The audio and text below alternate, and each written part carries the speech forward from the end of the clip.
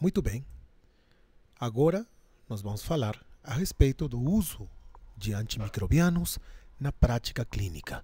Esta aula é importante porque fala a respeito das diversas situações nas quais muitos de nós enfrentamos no nosso dia a dia, na nossa prática clínica, tanto nas enfermarias quanto nos prontos-socorros.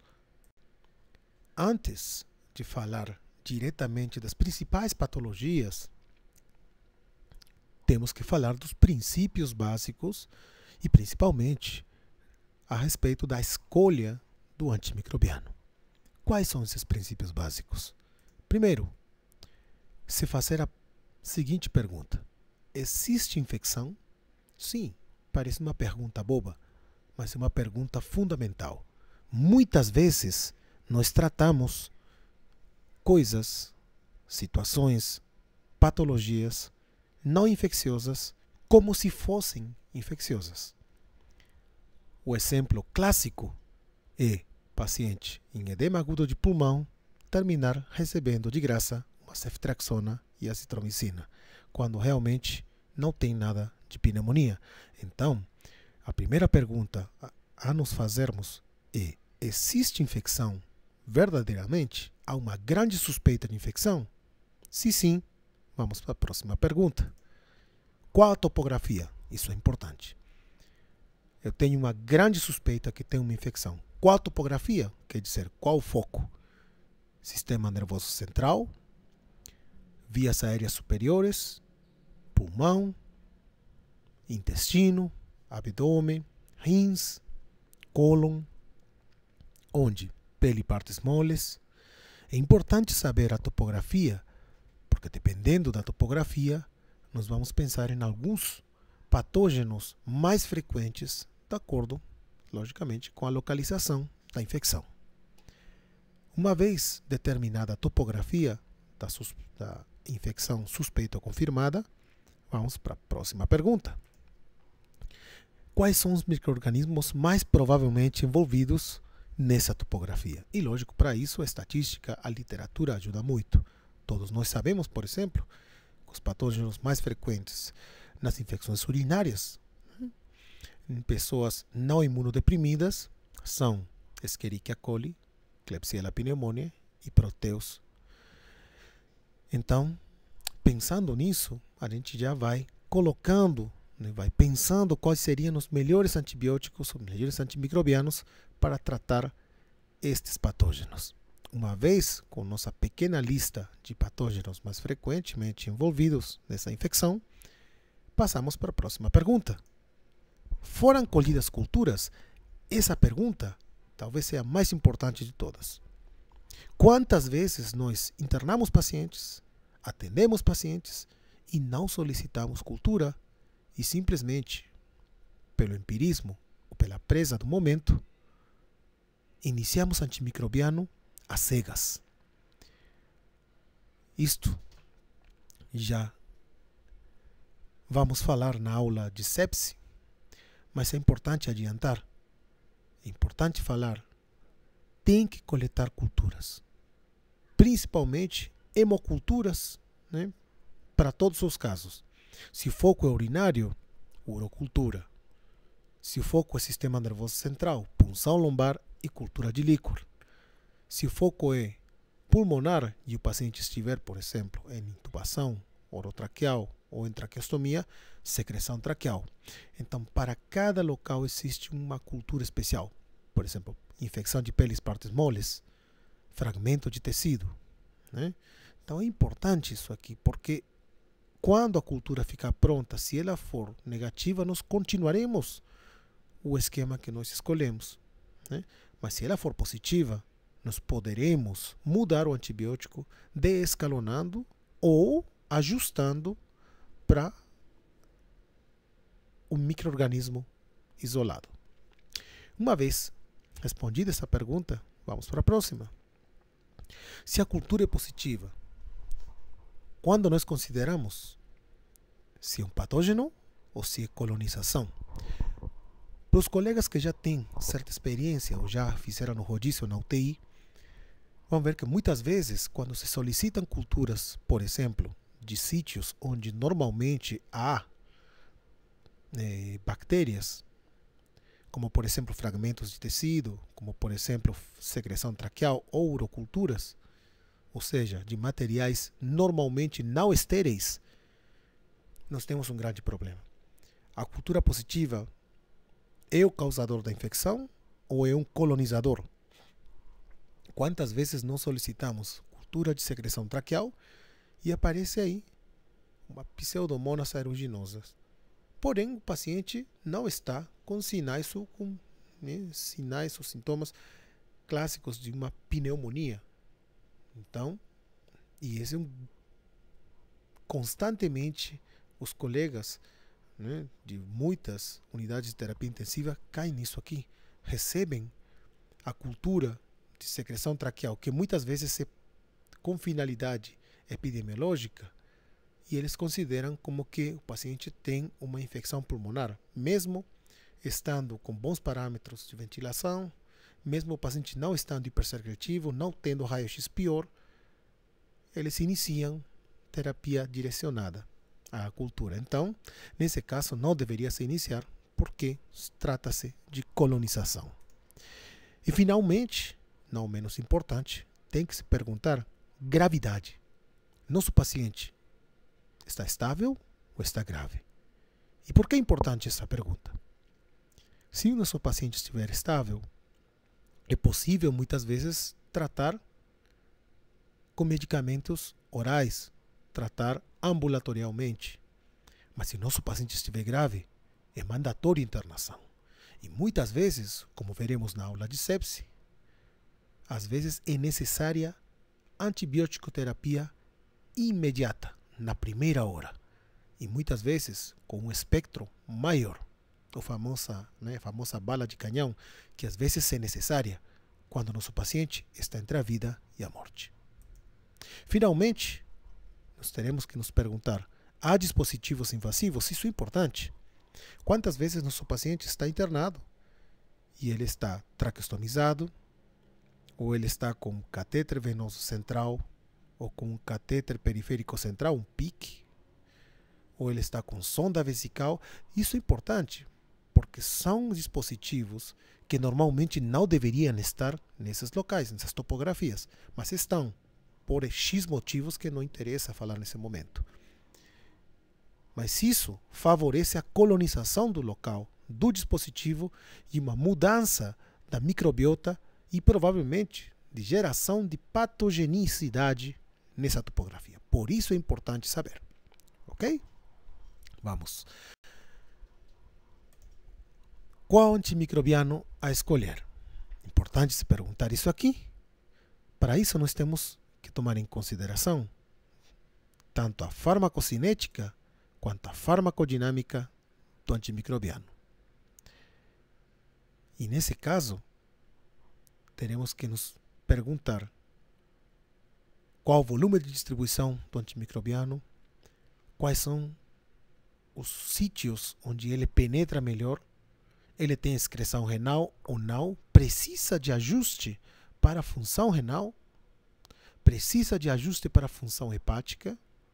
Esse paciente tem contraindicação por alergia desse medicamento, ou, por exemplo, é uma gestante onde não podemos fazer por teratogenicidade tal ou qual antimicrobiano. São coisas que nós temos que perguntar sempre.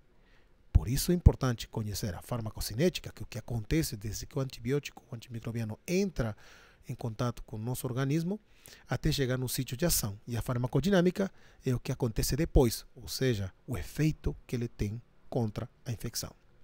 A via de administração, importante, vai ser de forma oral, parenteral, intramuscular, venosa, intratecal, tópica.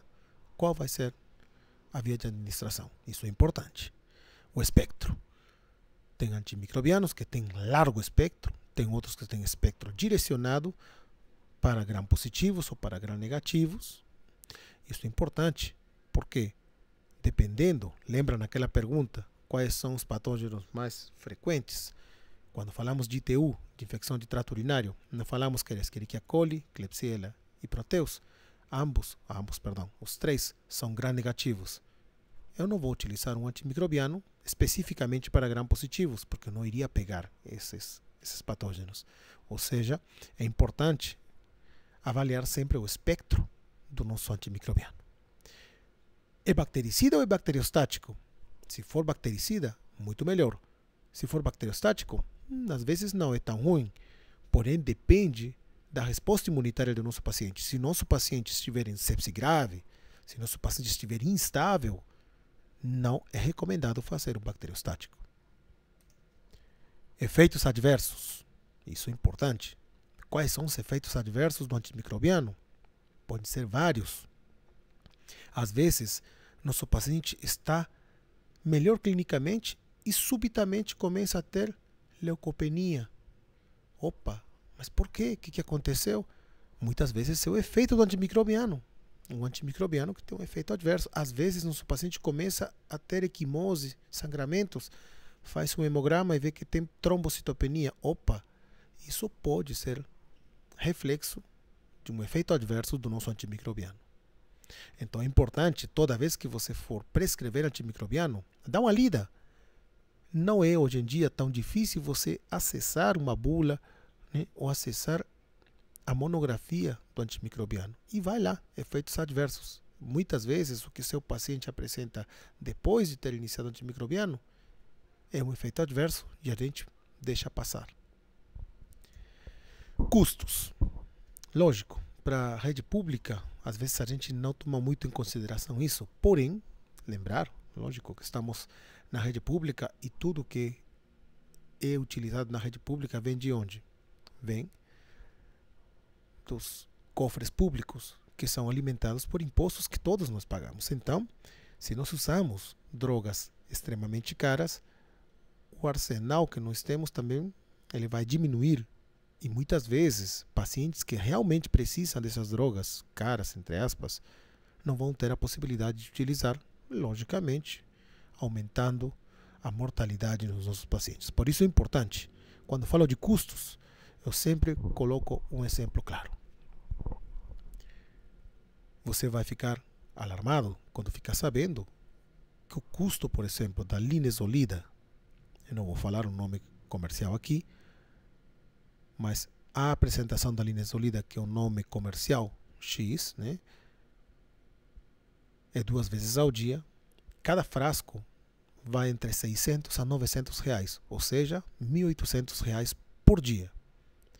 Se nós fizermos um tratamento de 7 dias ou 10 dias, vai ser quanto? 18 mil reais para tratar um paciente com linezolida. Então, muito cuidado. A gente sempre tem que ficar de olho nisso aí também. Tá? Os custos são importantes. A farmacoeconomia é uma coisa que está em voga hoje em dia. E vocês vão encontrar muitas vezes nos hospitais que vocês trabalharem, vai encontrar farmacêuticos que se encarregam disto. E vai chegar para você e falar: doutor, por que o senhor está fazendo esse antimicrobiano? Não seria interessante fazer esse outro? E não se sinta mal. Isso é importante. Isso faz parte hoje em dia dessa estratégia, né, da segurança para o paciente e da melhoria de qualidade do hospital. As doses. Muito cuidado com as doses. Se você vai manejar antimicrobiano, você tem que saber qual a dose, qual o intervalo. E isso é importante porque muitas vezes o pessoal da enfermagem faz o famoso aprazamento e deixa passar um antimicrobiano que é para ser feito de 8 em 8 horas, aí ele faz em intervalos de 10 horas, ou às vezes adianta. Por quê? Porque está de plantão, tem muito paciente, não dá para fazer, e não faz. Então, sempre verifique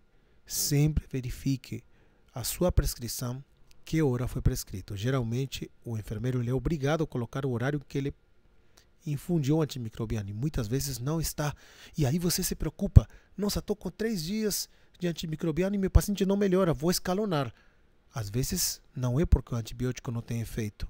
Ele não tem efeito porque não está sendo dado no horário certo. E isto principalmente para as drogas tempo-dependentes. Finalmente, perguntar: monoterapia ou combinação de drogas? Isso é uma pergunta que tem muita controvérsia. Porém, respondemos simplesmente assim. Nós precisamos ampliar o espectro? Usa duas drogas. Precisa fazer sinergismo? Usa duas drogas. Quer evitar antagonismo? Opa, verifique se essa combinação é ruim. Um exemplo clássico do sinergismo é o que acontece com o tratamento das endocardites infecciosas. Nós utilizamos penicilina cristalina com gentamicina. E nesse caso, a gentamicina vai servir como sinérgico para esse caso, para a penicilina. Tá? Muito mais do que cobrir gram-negativo, ele vai servir como um sinérgico. E nesse caso está totalmente indicado para tratamento empírico, lógico. Né? Nós queremos ampliar o espectro, por exemplo, quando precisamos tratar um paciente na UTI. Né? Nós sabemos que um dos principais patógenos, né, envolvidos na pneumonia por ventilação mecânica nas UTIs é a Cinetobacter baumannii multiresistente ou pan-resistente. Nós vamos utilizar, por exemplo, polimixina B, mas não vamos fazer polimixina B em monoterapia. Faremos polimixina B mais meropenem, por exemplo, ou polimixina B mais amikacina. Para quê? Para ampliar o espectro, cobrir melhor essas bactérias que são multiresistentes. E finalmente, você está na obrigação de conhecer o perfil microbiológico da unidade. Os perfis sempre estão disponíveis na unidade. Se não estão, hoje em dia nós temos no HRT, na maioria das pastas das unidades, encontra-se uma pasta compartilhada, que é uma pasta da CCIH, né, do controle de infecção hospitalar. Nessa pasta se encontram todos os perfis. Você pode ver o perfil da unidade onde você se encontra. Okay? Se não encontrar essa pasta, você pode descer até a sala da CCIH e perguntar diretamente para mim ou para a outra colega que trabalha comigo, que é a doutora Heloísa, perguntar qual é o perfil. Doutora, eu trabalho em tal unidade, queria saber quais são os germes mais frequentes aqui do ponto de vista hospitalar. Isso ajuda bastante, até porque para você entrar com antimicrobiano e não perder tempo ou queimar etapas, isso é muito importante.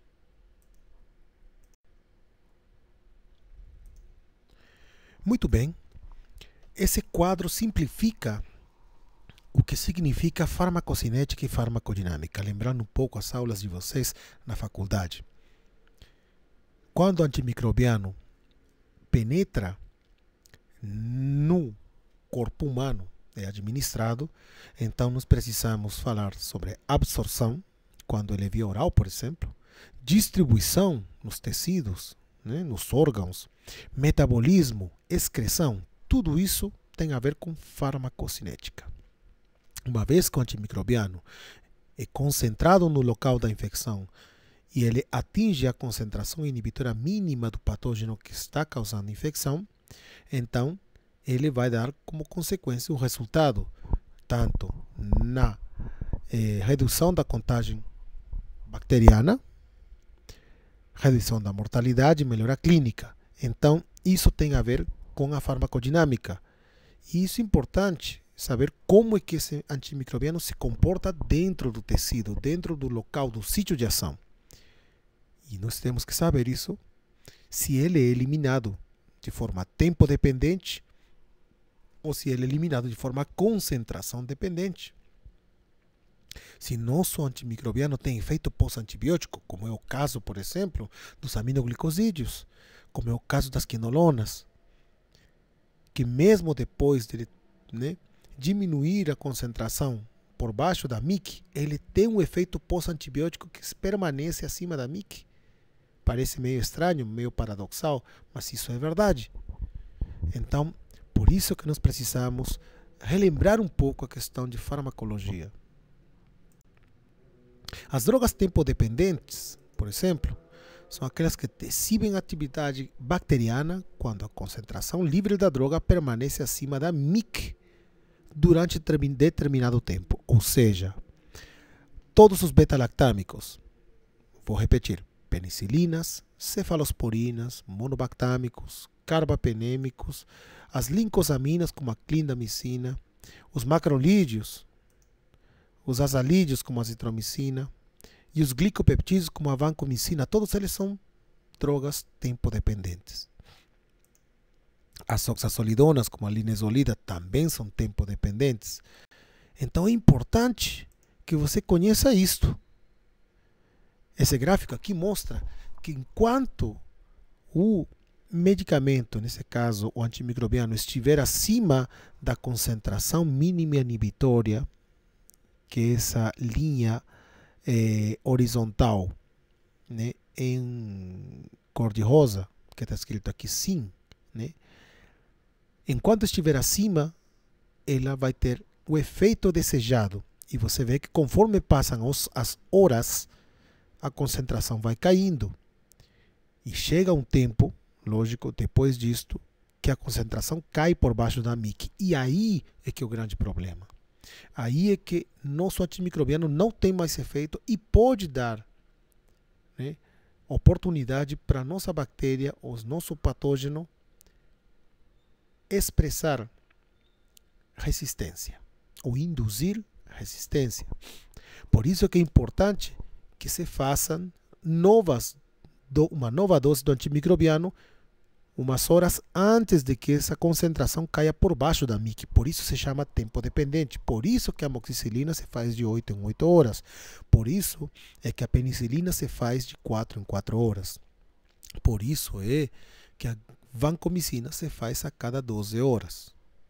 Então não é capricho, não é porque o bioquímico que estudou achou que era o melhor. Não.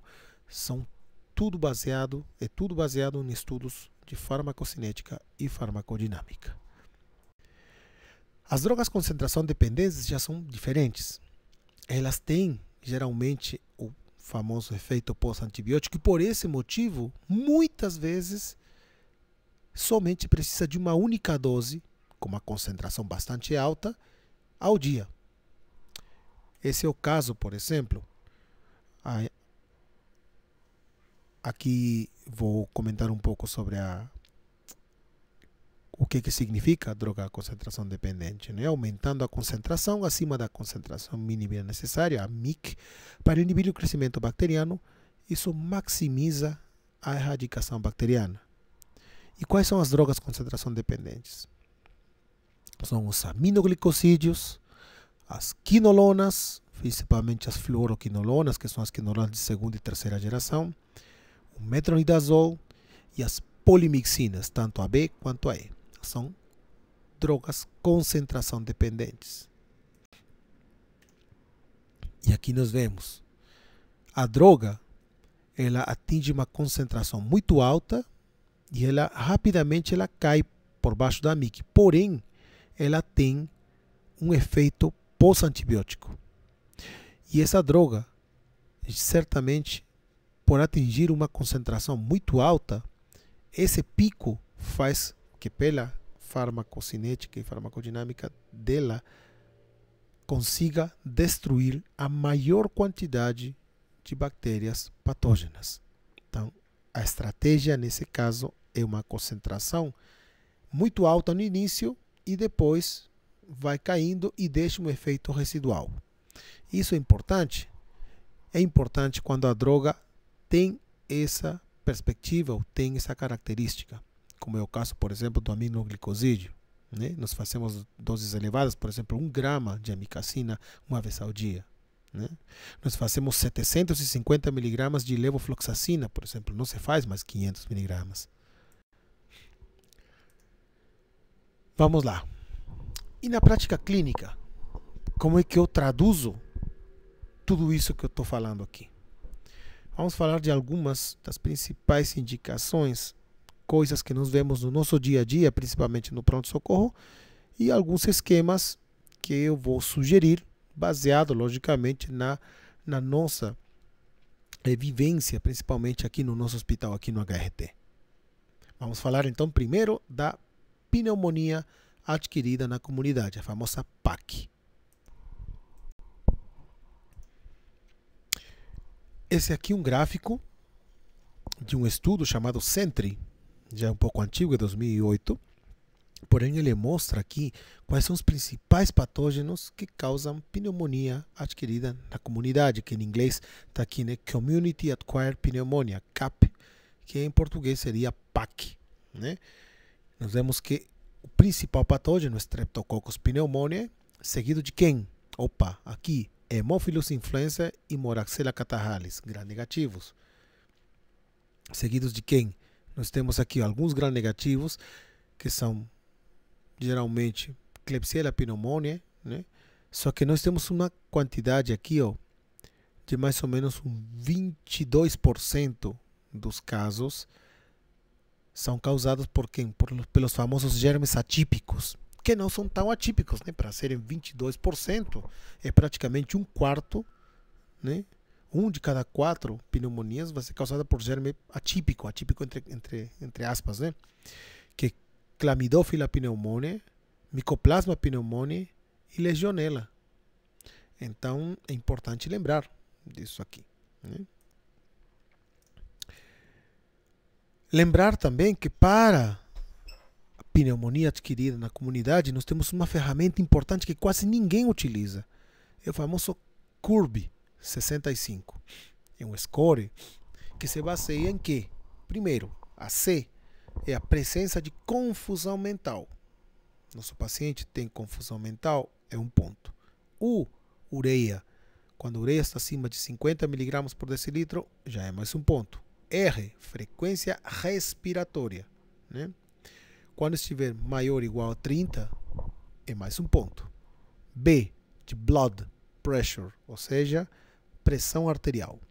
Quando a pressão arterial sistólica é menor a 90 ou a diastólica menor ou igual a 60, também é um ponto.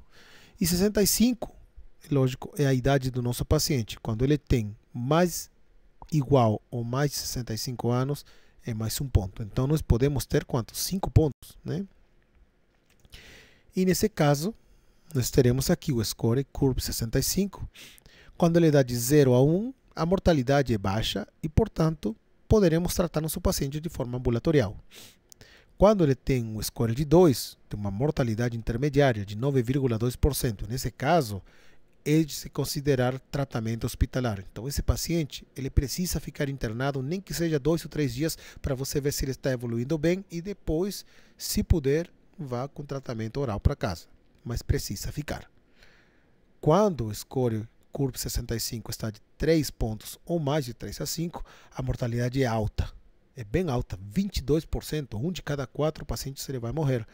Nesse caso, a internação hospitalar com PAC grave, quando o score está em 4 e 5, não se acanhe em solicitar vaga para UTI para esse paciente, ok? Lembrar então quais são os agentes etiológicos mais comuns, já falamos na diapositiva, uma das diapositivas anteriores, né? Streptopneumonia, Mycoplasma pneumoniae, Haemophilus influenza, Chlamydophila, vírus respiratórios, nos casos, por exemplo, nas crianças também é frequente, e nos adultos também, principalmente o vírus da influenza humana, também pode causar pneumonia, né? Nos pacientes na UTI, você vê que já muda um pouco, né? Quando é uma pneumonia por ventilação mecânica precoce, pode ser ainda streptopneumonia, mas já aparece aqui quem? Staphylo aureus, opa, bacilos gram-negativos. Então, já é uma situação um pouco diferente, né? Aqui temos algumas situações especiais, como por exemplo, quando existem algumas comorbidades ou algumas situações, como por exemplo, etilismo, dentes precários, disfagia, broncoaspiração, está suspeitando? Opa, tem que ter cobertura para anaeróbios. Importante. Pacientes com insuficiência hepática, tem alguma neoplasia, idosos acima de 65, 70 anos, broncoaspiração, internação hospitalar nos últimos 30 dias, uso de antibióticos por mais de 48 horas, uso de bloqueador de H2, né? Uso de sondas, pensar nos bacilos gram-negativos, ok? Aqui é muito mais fácil de ser uma Klebsiella pneumoniae do que ser um Streptococcus pneumoniae.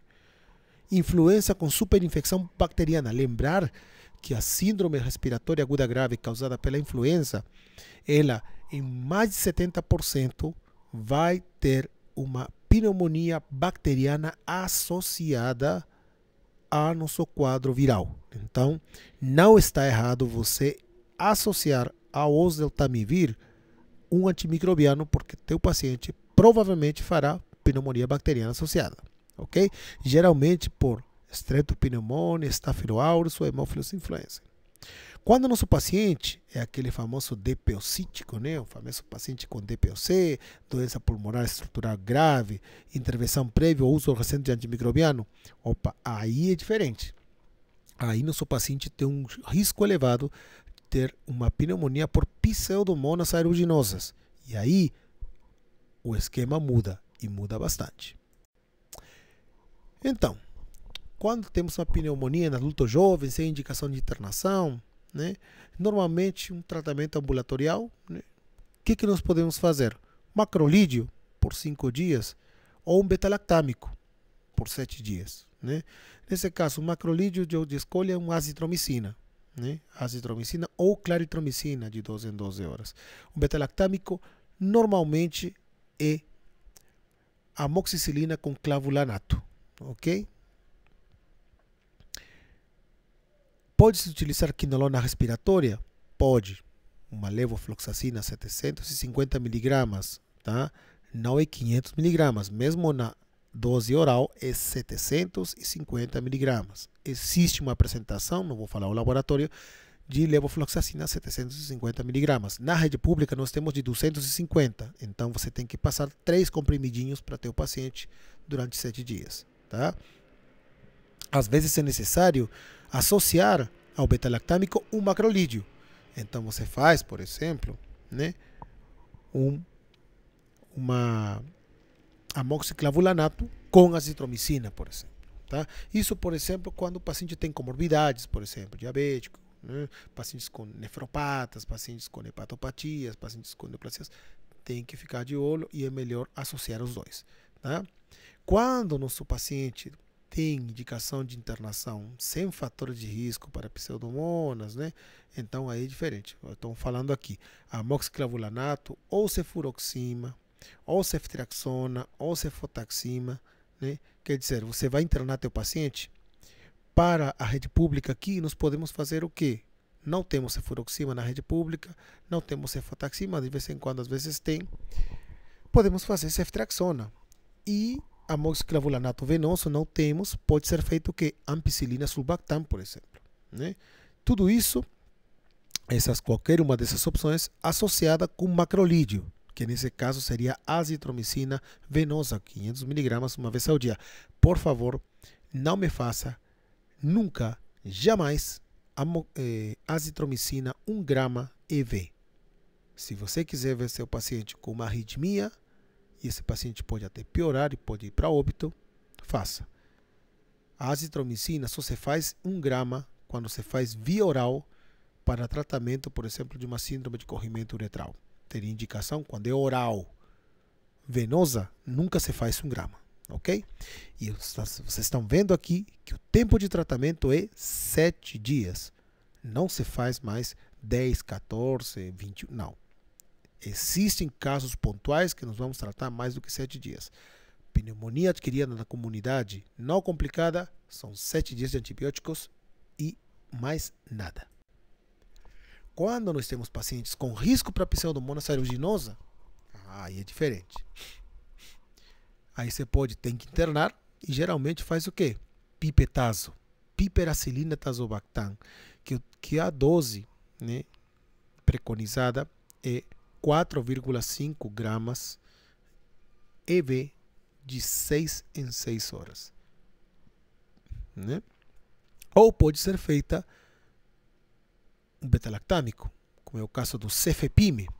E por que cefepime? Porque o cefepime ele tem ação contra pseudomonas, que, por exemplo, a ceftriaxona não tem. Quando você quer cobrir, né, atípicos, você pode associar, né, pipetazo ou cefepime com azitromicina, por exemplo, venosa, ok? Ou pode utilizar, dependendo, um beta-lactâmico antipseudomonas, por exemplo, que é o caso da ceftazidima, por exemplo. a ceftaxidima vai pegar, né? Com uma quinolona respiratória, como a levofloxacina, pode utilizar, ok? Lógico, em casos um pouco mais graves, o paciente vai para a UTI, o paciente está com muito grave, o paciente com síndrome respiratória aguda grave, ou com SARA, né? Lógico, esse paciente vai usar droga vasoativa, e nesses casos é melhor utilizar carbapenêmicos, meropenem, por exemplo, né? Quando o uso prévio geralmente de beta-lactâmicos, quinolonas, pode-se utilizar sim. Geralmente nunca de cara, mas às vezes há necessidade sim. Lógico, pneumonia intersticial, nesse caso, suspeita de pacientes com HIV/AIDS, às vezes o paciente já chega falando que ele é HIV, opa, aí o panorama muda. Não é mais pneumococo, né? Não é mais hemófilos, não é mais micoplasma. Geralmente é o pneumocystis gyrovecii, né? E lógico, aí você tem ou associa ou faz diretamente sulfamethoxazol trimethoprim, e aí sim o tratamento são 21 dias, são 3 semanas. Por isso eu estou falando que são casos pontuais, ok? A pneumonia intersticial com suspeita de influenza vírus, toda vez que você tiver uma suspeita, tá? Aí sim tem indicação de fazer o oseltamivir, o famoso Tamiflu, tá? O oseltamivir, que já existe já em forma genérica, ok? E nosso hospital tem, tá? Para casos especiais. A dose é de 75 mg para adulto, logicamente 75 mg de 12 em 12 horas por 5 dias. Para crianças, existe uma tabela que, de acordo ao peso, você vai tratar. E sempre é o tratamento por 5 dias. Você pode associar isso aos antibióticos também, mas você tem que ter epidemiologia. O paciente tem que ter esse histórico de ter estado, né, em contato com pessoas que tiveram, por exemplo, né, influenza previamente, ou o paciente fez, logicamente, um quadro sugestivo, né, de virose prévia. É importante sempre a anamnese nesses pacientes. Ok? Cuidado com a probabilidade do síndrome respiratória aguda grave, mais uma vez falando, pelo vírus influenza, que ele pode matar. Principalmente em populações de risco, gestantes, idosos, imunodeprimidos, considere essa possibilidade. Não estou falando para sair prescrevendo para todo mundo, né, oseltamivir. Não, são casos especiais. Por isso a anamnese é importantíssima. Reiterando aqui, né, oseltamivir 75 mg para adultos de 12 em 12 horas por 5 dias, não mais do que isso. Infecções de vias aéreas superiores, outra coisa que nós temos visto e vemos com muita frequência, né? Então, para isso, nós temos que falar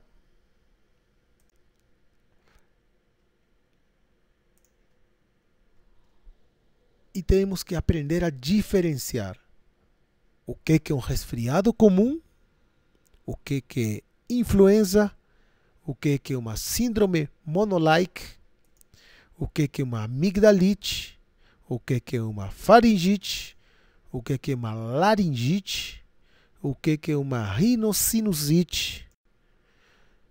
Tudo isso pode se traduzir em sinais e sintomas que vão afetar as vias aéreas superiores. E são doenças muitas vezes totalmente diferentes. Por esse motivo, nós vamos a falar aqui que a grande maioria dos agentes etiológicos são vírus. Então, na grande maioria das vezes, não será necessário antimicrobiano. Parece meio raro, né? Mas todo mundo sabe disso.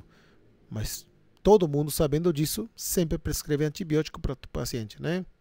Eu sei que você prescreve. Então, de qualquer forma, isto é com o intuito de você pensar bem antes de prescrever. Realmente vale a pena prescrever antibiótico para esse paciente? Lembre-se que a prescrição de antibióticos desnecessariamente aumenta a chance de surgimento de cepas resistentes, principalmente pneumococo, ok?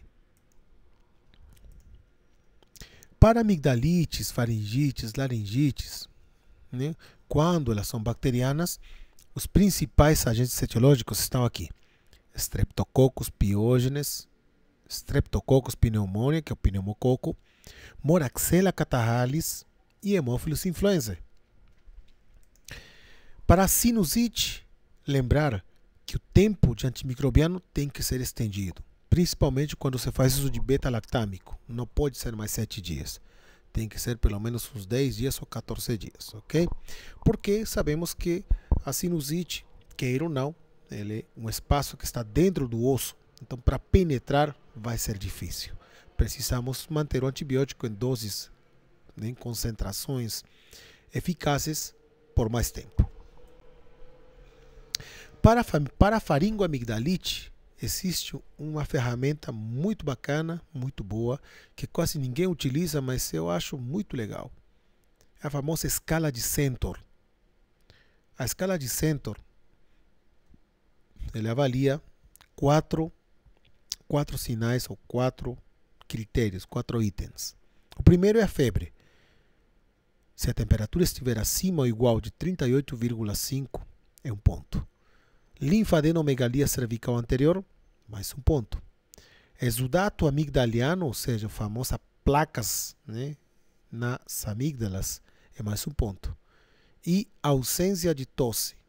Ausência de tosse também é mais um ponto. Quando nós temos 2 ou mais pontos, a probabilidade de faringite estreptocóxica, né, é bastante alta. E aí deve-se confirmar, né, com um teste antigênico de estreptococo, né, do grupo A, que alguns hospitais particulares têm, mas nesse caso, por exemplo, para nós, para a rede pública, nós poderemos, por exemplo, pensar numa faringite estreptocóxica e poderemos tratar com o nosso famoso benzetacil, por exemplo, né? Quando o score está abaixo de 2, ou seja, 1 ou 0, praticamente afasta a etiologia por estreptococo.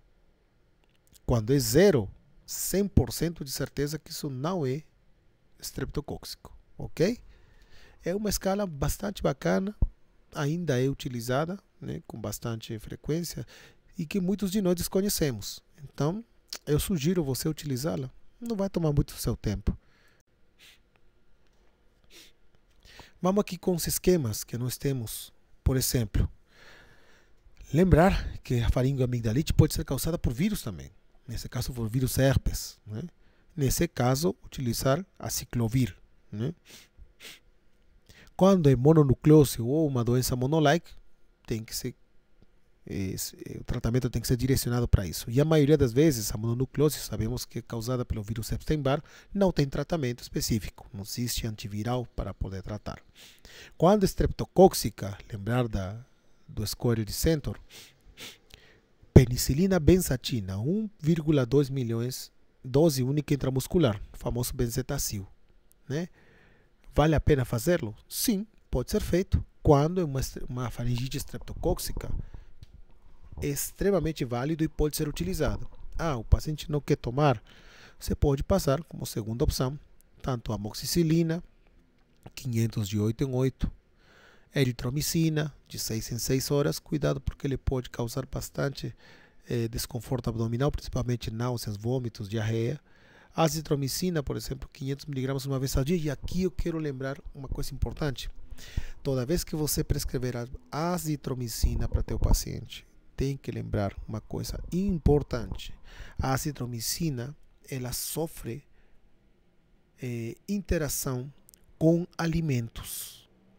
E isto você tem que falar para teu paciente. Porque o paciente, normalmente, ele acha, eu não vou tomar um medicamento em jejum, vai me dar gastrite, eu vou passar mal, eu vou comer e depois de comer assim eu vou tomar meu remédio. E é por isso que muitas vezes você prescreve azitromicina e o paciente volta 3 dias depois, doutor, eu estou pior. Mas ninguém pergunta, você tomou azitromicina junto com a comida? A maioria das vezes ele vai te falar que sim. E esse foi o erro. O erro foi aquele. Tá? A azitromicina tem que ser tomada pelo menos 2 horas antes de uma refeição. Ou 2 horas depois de uma refeição. Ok?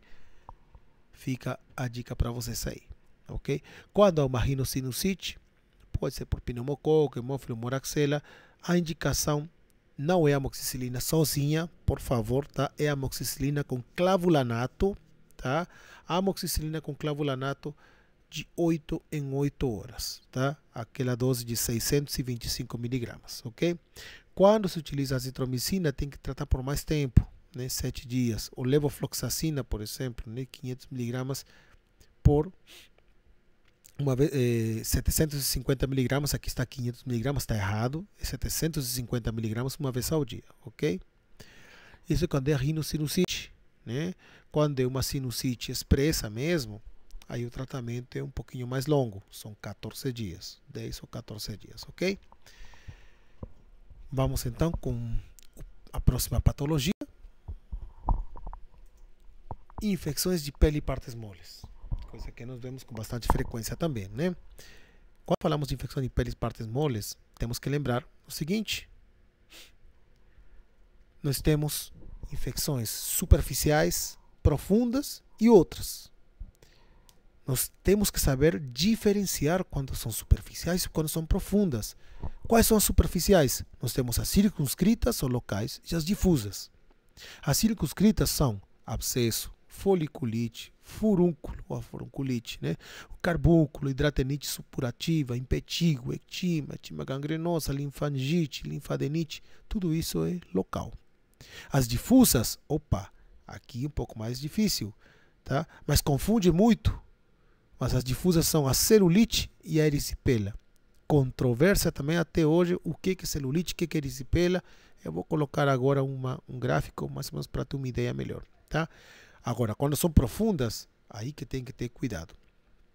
Porque são infecções que podem se espalhar, podem se disseminar e causar sepse grave, ok? Nesse caso, nós temos a faceite necrotizante, a miosite necrosante, que pode, logicamente, levar nosso paciente a óbito em questão de tempo curto, né? 1 dia, 2 dias, ok? Outras, nós temos as famosas úlceras de pressão, as famosas escaras, né? Infectadas, úlcera de estase venosa, os pés diabéticos, por exemplo, quando infectam, também é um caso especial, ok? Doença pilonidal, por exemplo, também é uma particularidade especial. Essa é a imagem que eu queria mostrar para você. Nós temos epidermis, dermis, o folículo nepiloso, o tecido celular subcutâneo, a fáscia e o músculo. Quando a infecção só atinge a epiderme, é fácil, né? Impetigo é o que causa o impetigo. Staphylococcus, Streptococcus pyogenes, geralmente o principal causador. E aqui muitas vezes nem é necessário tratamento com antimicrobiano. Às vezes é necessário simplesmente um tratamento tópico, né? Não precisa nem tomar antimicrobiano, né? Quando atinge o folículo piloso, chamado de foliculite, geralmente qual o principal patógeno? Staphylococcus, né? Agora aqui vem o principal. A erisipela, ela pode tomar, né, tanto a derme quanto o tecido celular subcutâneo. E a erisipela, o principal patógeno, o Streptococcus pyogenes, né?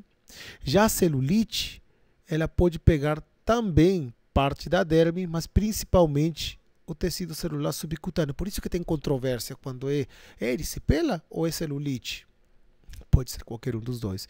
E veja a diferença, porque a celulite, o principal, né, patógeno é estrepto, estáfilo, né?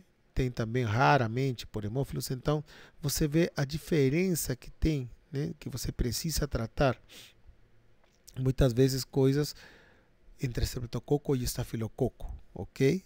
Então, esse gráfico eu acho muito bacana, muito importante para você aprender a diferenciar, né, quais são os principais patógenos. E aqui nós temos uma tabelinha mostrando o que se faz, geralmente. Os impetigos, tem que lembrar quando é bolhoso ou não bolhoso, né? Quando é bolhoso, às vezes ele consegue atingir parte da derme, e aí é melhor tratar com medicação venosa. Por exemplo, quando é não bolhoso, geralmente é tópico. Bacitracina, mupirocina, tratou, porque esse Staphylo aureus, né? Quando é bolhoso, é melhor usar medicação venosa. Nesse caso, oxacilina, né? 1 ou 2 gramas de 6 em 6, ou clindamicina, 300 miligramas de 8 em 8, pode ser 600 também de 8 em 8 ou de 6 em 6, tá bom? Quando é oral, pode-se utilizar a cefalexina. A cefalexina tranquilamente vai tratar, tá? 500 miligramas de 6 em 6, ok? Tudo de 7 a 10 dias. Quando é foliculite, a mupirocina tópica também dá certo. Quando é complicada, pode-se usar a cefalexina de 6 em 6, 500 miligramas. A furunculite também pode-se tratar com oxacilina, né? E, em casos especiais, utilizar clindamicina também, ok? Agora, quando nós temos uma erisipela, ou celulite, ou abscessos em partes moles, aí nós devemos utilizar, quando internamos nosso paciente, eu não gosto muito de tratar ambulatorialmente, mas quando se trata, quando se opta por tratar ambulatorialmente, lembrar que a dose da clindamicina, aqui está errada, está como 300 de 8 em 8, realmente 600 miligramas de 6 em 6, ok? Oral, são 2 comprimidos de 300 de 6 em 6 horas.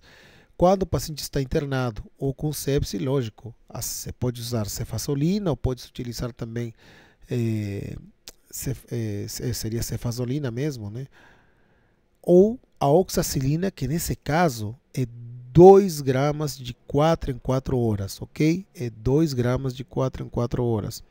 Ou clindamicina, 600 miligramas de 6 em 6 endovenoso.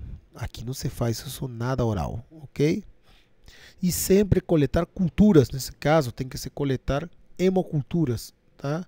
Às vezes, quando é possível aspirado do abscesso, não é comum se fazer, tá? Ou fragmento de tecido, se for possível, tá? Quando tiver abscesso, lógico, não adianta fazer antibióticos se você não drena o abscesso, tem que drenar. Celulite, abscessos em situações especiais, por exemplo, diabéticos ou imunodeprimidos. Aí você pensa em quê? Pseudomonas. Está pensando em quem? Em Staphylo aureus resistente à oxacilina. Lógico, aí você vai utilizar, por exemplo, pipetazo, piperacilina tazobactam, mais vancomicina. Mas esse caso especial, como por exemplo, na segunda opção de linezolida com meropenem, tanto de 10 a 14 dias, são casos especiais que devem ser obrigatoriamente discutidos com a CCIH. Nada dessas coisas vão ser liberadas se você não discutir com o CCIH, ok? E aí o tratamento é mais longo, são 10 a 14 dias, ok? Coletar sempre hemoculturas, ou aspirado do abscesso ou fragmento de tecido, que é o melhor para esses casos, tá? Quando a celulite e abscesso é facial, aí é melhor fazer ampicillobactam, tranquilamente, ampicillobactam, 3 gramas de 6 em 6, dá muito certo, tá?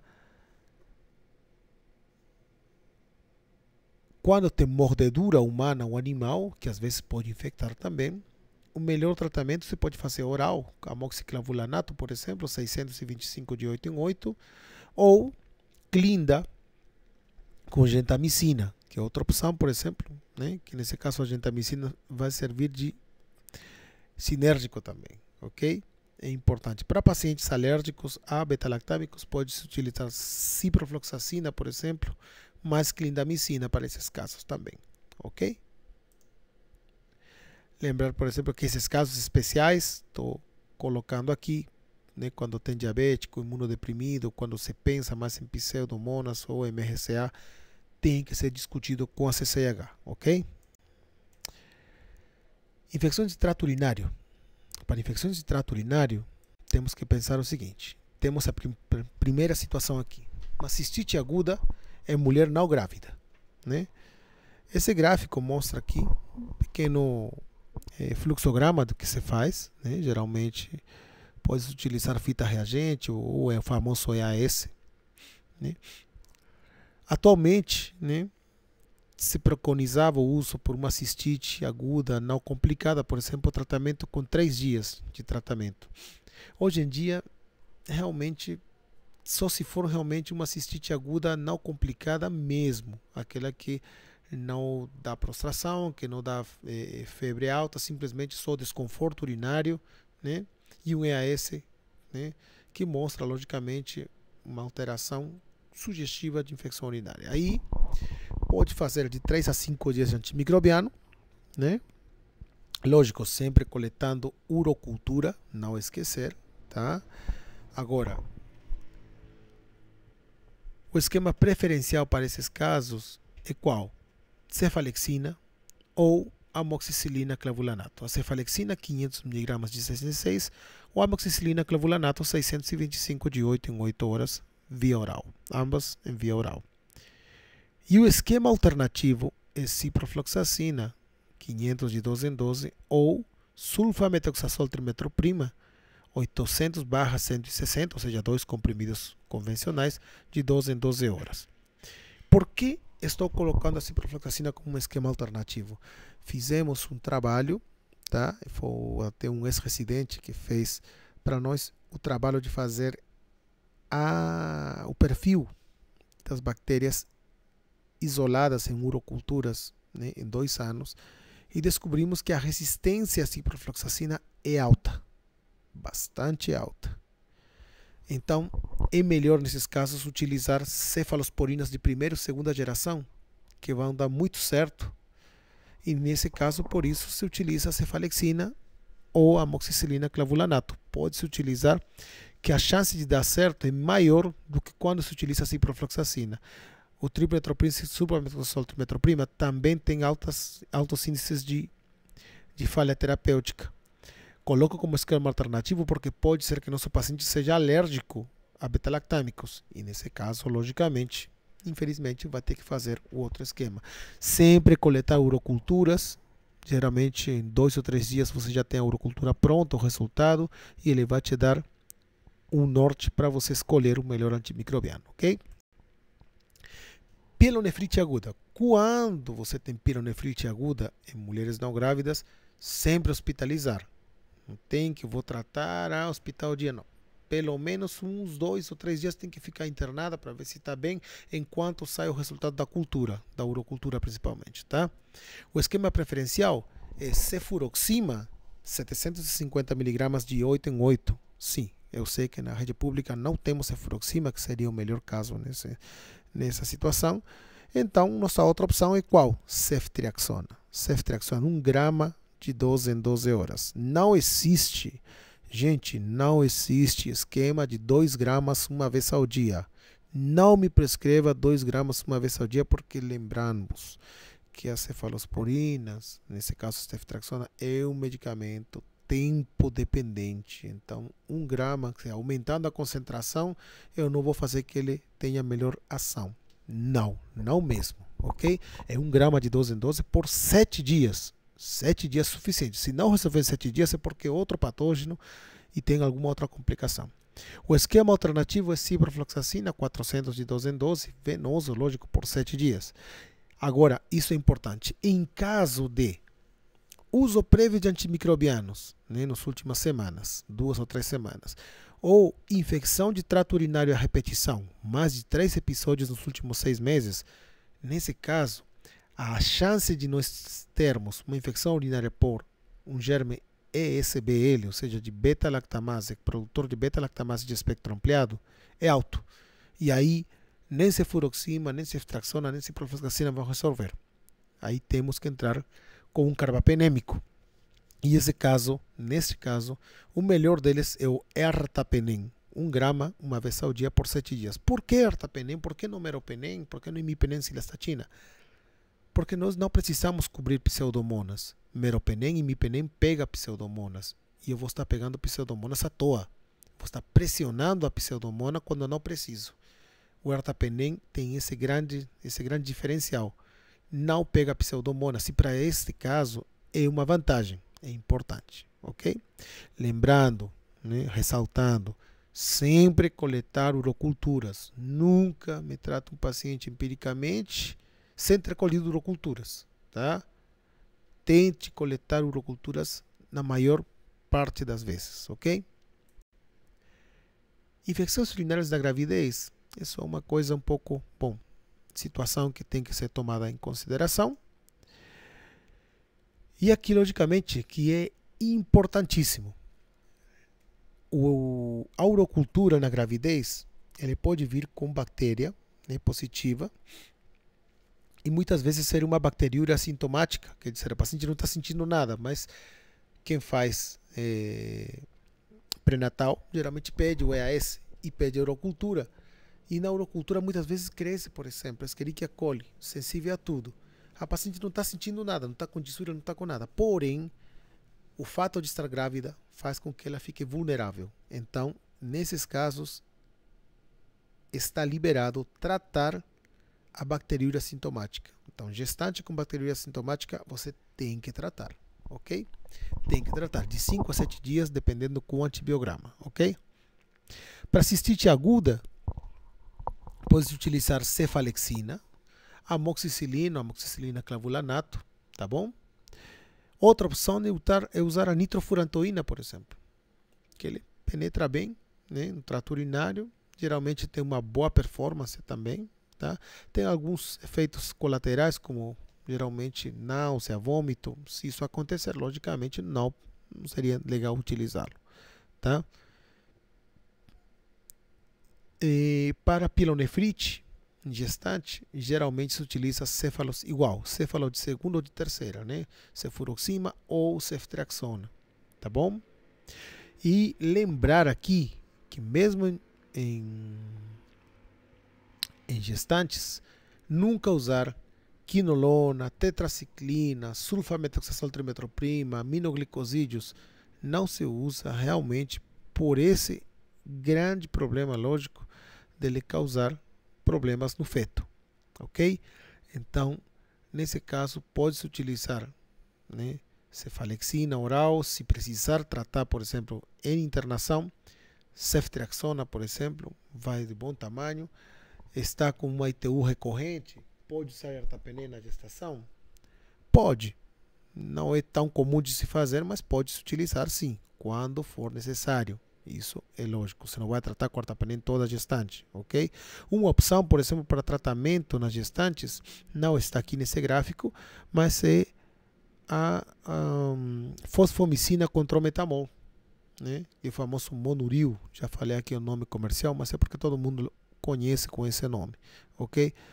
É um sachê que vem com 3 gramas do composto principal em dose única, mas isso só para cistites, ok? Pilonefrite é melhor internar e tratar com medicação venosa, ok? ITU em homens. ITU em homens também não muda muito. Principal, tá? Geralmente o homem, quando ele tem sinais clínicos de infecção urinária, normalmente não é uma cistite, é uma cistite complicada, não é uma cistite, né, não existe cistite não complicada no homem, porque quando o homem já passa a ter sintomas urinários, geralmente uma cistite complicada, ou é pilonefrite, ou uma prostatite, que é o pior. Nesse caso, o que nós temos para usar em homens? Eu sugiro amoxicilina clavulanato, né? 3 vezes ao dia, por 7 dias. Segunda opção, ciprofloxacina ou sulfametoxazol-trimetroprima. Pode-se utilizar dependendo se for uma cistite, né, uma cistite 5 dias. Se for uma pilonefrite, lógico, tem que internar e fazer ou ampisulbactam, nesse caso seria venoso. Ceftriaxona pode ser feito, também pode ser feito, tá? Ou ciprofloxacina se o paciente for alérgico, né, a beta-lactâmicos. Quando é prostatite associada, o ideal seria coletar uma cultura. Lembrar que também no homem é muito útil a cultura, tá? E é bem mais fácil de ser colhido também. Não esquecer que quando existe uma prostatite, o esquema antimicrobiano tem que ser mantido pelo menos por 2 a 4 semanas, tá? Isso é importante, tá? Fazer uma extensão do tratamento. Geralmente 2 semanas está de bom tamanho, tá? Não precisa às vezes fazer 30 dias, às vezes são com 14 dias já está erradicado o foco, ok? E, lógico, solicitar avaliação urológica, né, em quem? Adolescentes, homens com pielonefrite, que não é comum, infecção recorrente, não, ou fatores de risco, por exemplo, conduta, sexual promíscua, né, que isso é importante, né, ou pessoas, por exemplo, que têm infecções urinárias a repetição, por exemplo, né. Na infância, nossos colegas pediatras também têm nos ajudado com isso, sempre é importante, tá?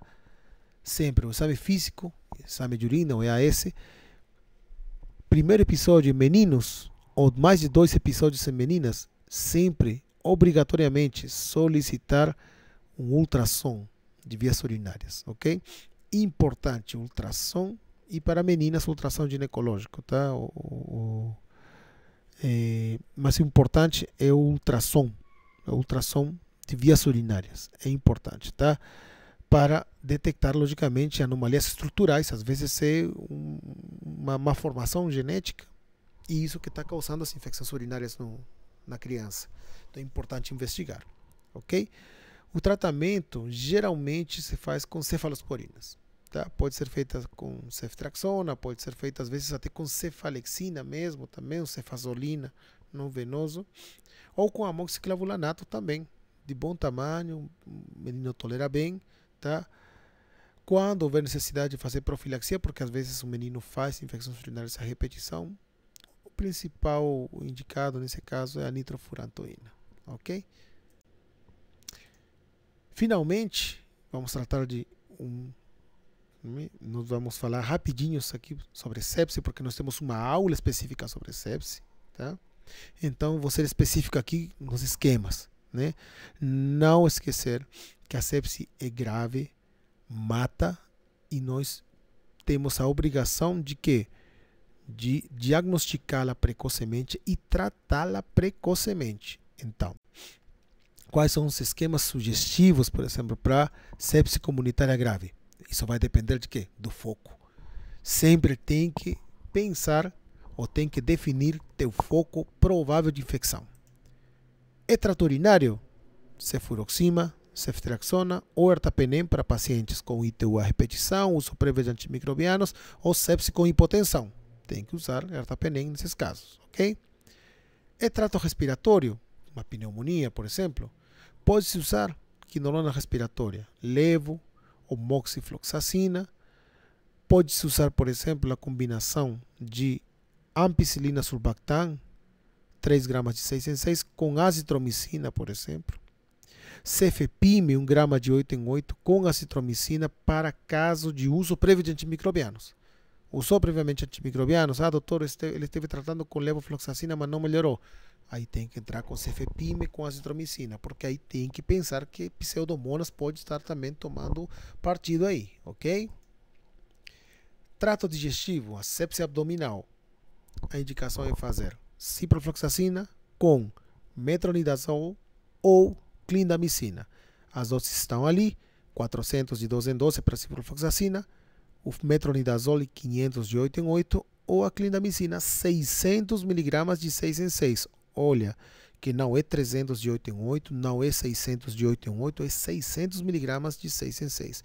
E outro esquema que eu gosto muito, principalmente para a sepse de origem biliar, como por exemplo as colangites, né, ou colecistites, por exemplo, é ampicilina sulbactam, 3 gramas de 6 em 6. A ampicilina sulbactam tem uma excelente penetração em trato biliar, ok? Pele e tecidos moles, sem faceite necrotizante, logicamente. O esquema que nós sempre sugerimos é amoxiclavulanato, quando houver, logicamente, venoso. Quando não, como por exemplo no nosso hospital, nós fazemos ampisulbactam, 3 gramas de 6 em 6. Vai muito bem, resolve na maioria das vezes, tá? Lógico, quando houver presença de necrose, o paciente tem alergia a beta-lactâmicos, ou nesse caso, pacientes diabéticos sem uso prévio de antimicrobianos, tem que aumentar a cobertura. E nesse caso, a indicação é o quê? Clindamicina 600 de 6 em 6, mais ciprofloxacina 400 de 12 em 12. Ok? E para pacientes com uso prévio de antimicrobianos, cefepime 2 gramas de 8 em 8, porque ela tem que penetrar melhor. E clindamicina, 600 de 6 em 6. Ok? Sistema nervoso central. É uma infecção de sistema, uma sepse de origem do sistema nervoso central. Ceftriaxona, nesse caso, 2 gramas de 12 em 12. Por quê? Nós precisamos penetrar bem pela barreira hematoencefálica. Apesar que a ceftriaxona penetra razoavelmente bem, temos que aumentar a dose para que ela chegue em concentrações ótimas ao sistema nervoso central. Ok? Para outros casos, não quero usar ceftriaxona, quero usar outro medicamento. Consultar sempre com CCIH. Ok? Finalmente, neutropenia febril, que é uma coisa não tão infrequente, vocês veem isso com bastante frequência no pronto-socorro, por exemplo. Lembrar do clássico, do que o colega hematologista nos ensinou. Cefepime 2 gramas de 8 em 8. Não é 1 grama e não é de 12 em 12. É 2 gramas de 8 em 8. Precisamos ser um pouco agressivos com o nosso paciente, geralmente com neutropenia febril, um paciente vulnerável a infecções. A outra opção é fazer pipetaço. Piperacilina tazobactam. 4,5 gramas de 6 em 6. Não é de 8 em 8, é de 6 em 6 horas. E aqui uma coisa importante. Se os neutrófilos estiverem abaixo de 100 por milímetro cúbico, é interessante associar cobertura para fungo. Nesse caso, fluconazol, 400 miligramas, uma vez ao dia. Ok? Bom, com isso, concluímos essa aula. Espero que tenha sido do vosso agrado. E aguardamos, logicamente, que você possa utilizar as informações vertidas nessa aula para seu dia a dia. Ok? Muito obrigado. Comigo até a próxima aula.